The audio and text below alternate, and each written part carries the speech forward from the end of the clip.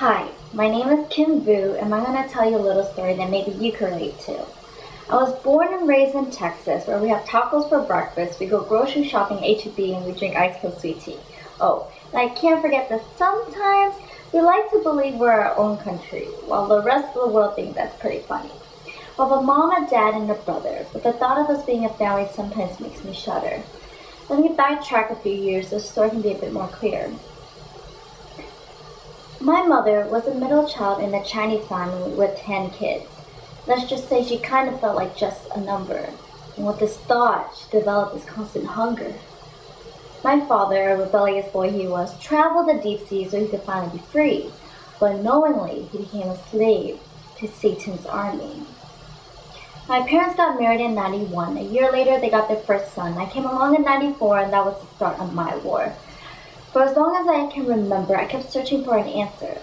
As a 10-year-old, life was supposed to be easy. I mean, how hard could elementary be? Honestly, you could be quite carefree. But that just wasn't the life chosen for me, not even to the slightest degree.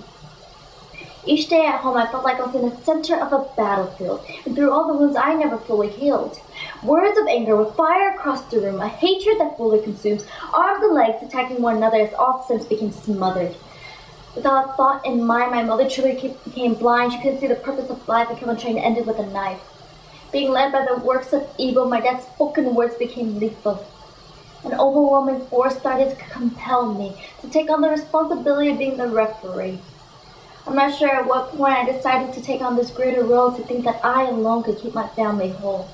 The numerous times I took to stand in between that slowly just became a routine. Then one day, the anger I had inside greatly intensified until I decided that he was disqualified and didn't deserve to be glorified. I wanted someone to take the blame for all the pain that's attached to my name. I began to be filled with disgust to think that he could possibly be just. All I could do was wonder why. Why me, God? Why this? Why now? I look up to the heavens asking, if you're such a mighty God, why is there still so much suffering? And in that moment of frustration, I heard his voice roar to the nations. I'm here, dear. I've been standing by your side every single day of the year. But I questioned if this was true, seeing that I have been doing all this alone without you. Yet he responds, Sweetie, you're simply human. Do you really believe that these are all you're doing? Realizing here's a king who's in charge of everything, yet I tried to take control to be the owner of my soul, but it wasn't me who paid the price, it was him who made the sacrifice.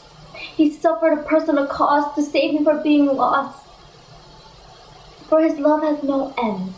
Even if I tried to pretend that it was my strength that carried me through, it was truly him who came to my rescue. The veil was lifted from my eyes, revealing all of Satan's lies. All the times I felt abandoned, the ache in his heart deepened.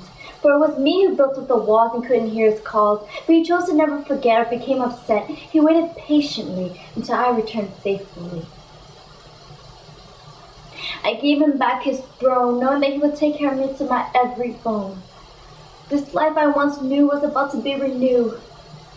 I will cease to exist in my old nature, for he has arranged something greater. Taking my final breath as I accept my death without any hesitation, he made me into a new creation. Understanding that this was the ultimate key for Christ to live in me.